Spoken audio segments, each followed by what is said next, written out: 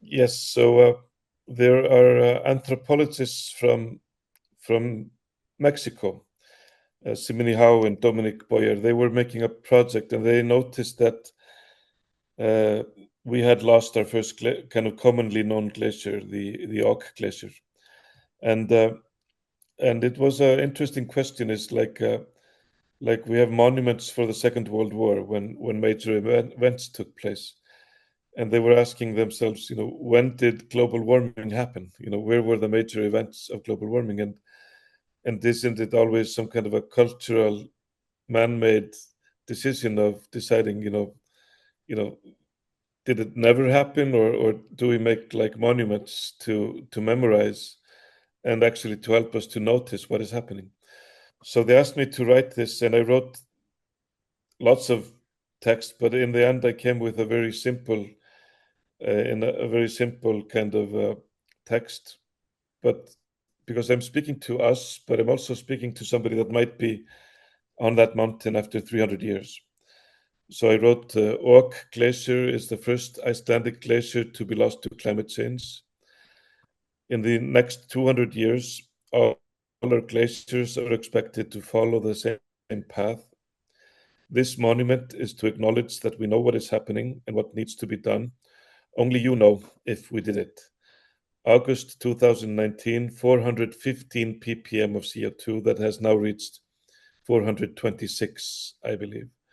So when I was writing this, I was going through the name because Ok is a very peculiar name. That is, it's only OK.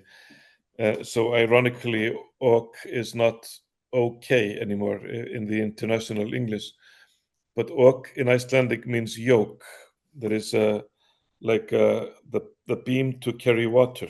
Like you have a pole over your shoulders to carry 2 buckets of water. So Ok was the yoke that carried the water, but now the water is gone to the ocean, which is the yoke. That is again the same word, yoke, as oppression of future generations. But in Icelandic, we also have a word containing Ok, which is the Ok cell, or the zygote. That is the first cell when a male and female unite and create this first cell that is the first seed of the future human being. So this one cell contains all the DNA that of a very complex being. So Ok is not okay anymore. It was the yoke that carried the water. The water is gone. It has become the yoke of future generations. The zygote for the future of all glaciers. But yoke also means yoga, like in Sanskrit. Very strangely, it means yoga.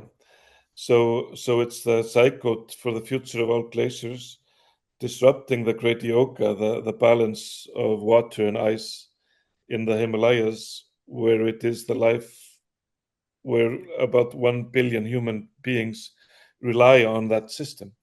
So from this single mountain, you could actually spin up a chain of word connections that go all the way to the Himalayas and into very meaningful poetic connections. But if it had been called normal name like other Icelandic glaciers, like Eyjafjallajökull or something, that word would not go anywhere. So nature found a very symbolic glacier to be like the international brand for the future of them.